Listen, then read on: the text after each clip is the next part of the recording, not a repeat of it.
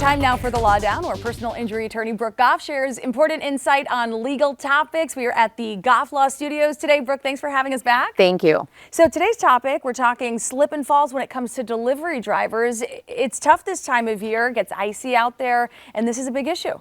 'Tis the season, Yeah. right? So firstly, there's where nobody wants to go shopping. No. So we're all, Amazon is like the best thing that happened to delivery drivers, Yes. and probably the worst thing that's happened to delivery drivers. Best thing that happened to us, though. Yeah. So you have that going on, and then it looks like it's going to be a gross, icy winter. Now, I'm a skier, so I'll take the snow, but the ice and the old snow is what you have to worry about with the driver. So I don't know, most people don't know, but just because schools are closed, everything else, you notice that the Amazon drivers are still on the roads, right? Yep. All the delivery drivers are out there. The mailmen are on the roads. Everybody's out.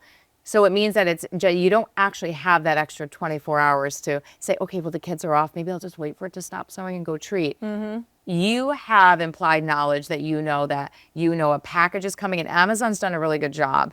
Do you ever shop on Amazon? I assume, All right? the time. I don't even know why I'm asking. All the time. So do you notice how you get an alert? It's out for delivery. Yes. It's this far away. Yep. Now, it's really great for us because we're like, finally, it's going to be here early. Yeah. But do you know what that does? It creates a chain of knowledge that you knew it was on its way and you allowed this delivery driver to come onto your property. It Wow. helps Amazon. Really? People don't know. So we live in a world where there are little hidden things to everything. Mm-hmm. I will tell you, Amazon making you part of that delivery chain, it's not like you can say, well, I knew it was coming today, but it could have Right. come this morning. Amazon's telling you it'll be there, and they're giving you the exact GPS coordinates sometimes of where the person is.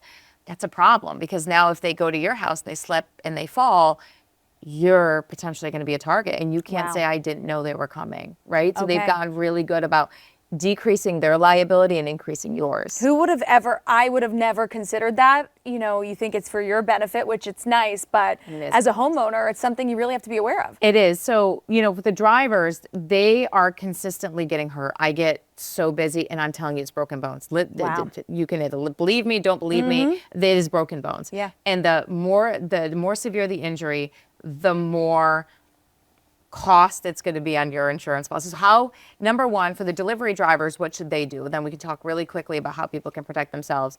The delivery drivers, firstly, if you fall and you're delivering a package, you need to talk to a lawyer. You have something called a dual case. You have a workers' compensation case, and you have a third-party case. So what if? So I have a snow removal contractor that I'm contracted with for my home, okay? So if you're just doing it on your own, you're going to think, okay, well, I have to just sue the homeowner. Well, guys, there's a snow removal contractor that didn't do their job. You don't even know who they are. How are you going to get that information? How are you going to get it timely enough to do it? And how are you going to balance it all with workers' compensation? So if you are not and some of these delivery drivers, unfortunately, are now independent contractors, which makes it a whole nother piece. So for delivery drivers, if you're an independent contractor, get workers' comp insurance. Okay. For a delivery driver, get it on yourself. I will give you the names of some agents that will help you out. The cost of that is very minimal. But if you get hurt, and you're a 1099 employee, Amazon or whoever you're working for is not going to pay your workers' comp if you're an independent contractor. Okay. Some are, some aren't.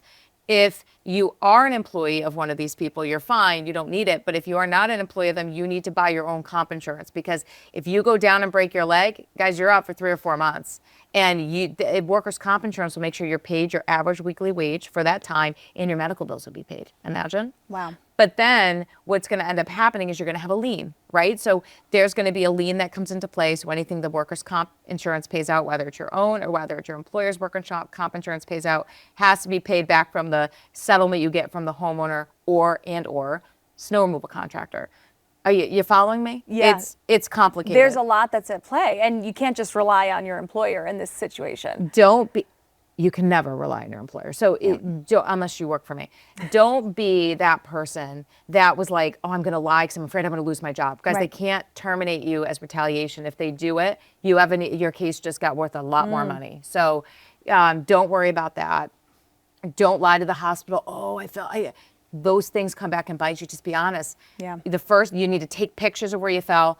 Slip and fall, picture. Okay, I need them. I don't care if I can see the ice. I don't care, whatever it is. Old snow, ice, I don't care. I need photos. Report it to your employer. Get medical attention. And when you're sitting there in the hospital for 9 hours because it's, flu season, waiting to be seen, call a lawyer. There's your order of operations. Now, for homeowners, quickly. Yeah. Salt and sand. If you know a storm is coming, salt and sand. Don't wait for it. If you know, oh well, the storm's coming, but the kids probably won't have school tomorrow. Well, the delivery drivers are still out. Yes. People are still out, right? So absolutely salt and sand everywhere. You know the route that they take. If you can't get to it, or you're elderly or whatever, help thy neighbor. Don't be a jerk. Right. Put cones on the walkway. It is actually giving them notice that so if something crazy happens or you're not going to be home, Sure. when you go away for the holiday, you should be putting cones on your walkway. That's good to know. Because if you're not there to take care of it, it's good, but you're also giving a warning. Is Right. it going to save you from a lawsuit? No, but it's going to give us all something to talk about. Okay. So salting and sanding is key. And as a homeowner, take pictures of that you salted and sanded. Right. There are timestamps. Photo evidence is everything. So if they're like, hey, it wasn't salted and there's no way they could have done it. Oh yeah, here's my picture from 7 o'clock last night after my people salted and sanded it. And if you have a snow removal contractor, have them take the picture.